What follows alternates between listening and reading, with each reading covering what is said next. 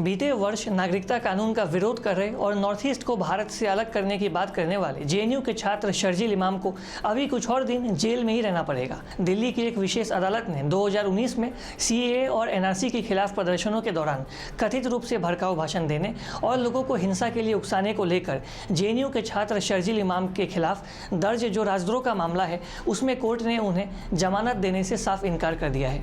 Court ने शर्जील इमाम की बेल एप्लीकेशन को खारिज करते हुए अपने आदेश में कहा कि भाषण को पढ़ने से ऐसा लगता है कि शर्जील इमाम का बयान स्पष्ट रूप से सांप्रदायिक तर्ज पर दिया गया था। कोर्ट ने आगे कहा कि अभिव्यक्ति की आज़ादी हर व्यक्ति को इस देश में है, लेकिन इसका इस्तेमाल देश तोड़ने और सामाजिक शांति को भंग करने के लिए नहीं किया जा सकता है। कोर्ट ने यह भी कहा कि देश की एकता और सामाजिक शांति सबसे बड़ी होती है और कोई व्यक्ति इसे भंग करे ये स्वीकार्य नहीं है। हालांकि शर्जील इमाम ने अपने वकील अहमद इब्राहिम के जरिए ये कहा कि वो एक शांतिप्रिय नागरिक हैं और उन्होंने किसी भी विरोध प्रदर्शन के दौरान कभी भी हिंसा की बातें नहीं की। हालांकि कोर्ट ने उनकी जो सारी दलील है उसे खारिज कर दिया और जो उनका बेल एप्लीकेशन है उसे भी खारिज कर दिया।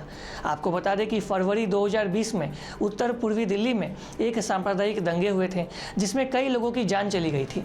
दिल्ली पुलिस का ऐसा आरोप है कि जेएनयू के छात्र शर्जील इमाम ने एक विशेष समुदाय के लोगों को भड़काया, जिसके बाद दिल्ली में ये दंगे हुए थे।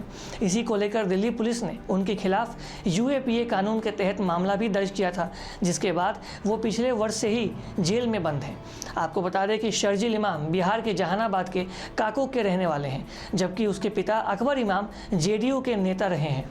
वहीं इस वक्त शर्जील इमाम जवाहरलाल नेहरू विश्वविद्यालय में मॉडर्न इंडियन हिस्ट्री के वो स्टूडेंट हैं।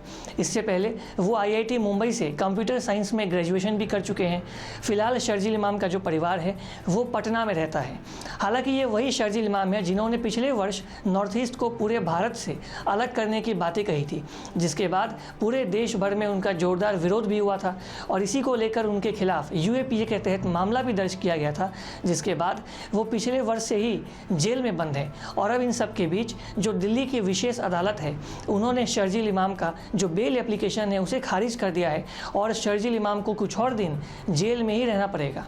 आप इस पूरे खबर को लेकर क्या सोचते हैं? आपकी जो भी राय है कमेंट बॉक्स में आकर आपकी राय को हमारे साथ कमेंट करके अवश्य शेयर करें।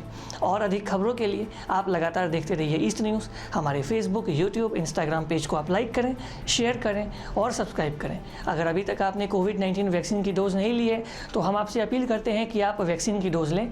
अपने आप को और अपने परिवार को इस खतरनाक कोरोना महामारी से सुरक्षित रखें। तब तक के लिए आप सभी को हमारा धन्यवाद। Thanks for watching. Please subscribe and hit the bell icon.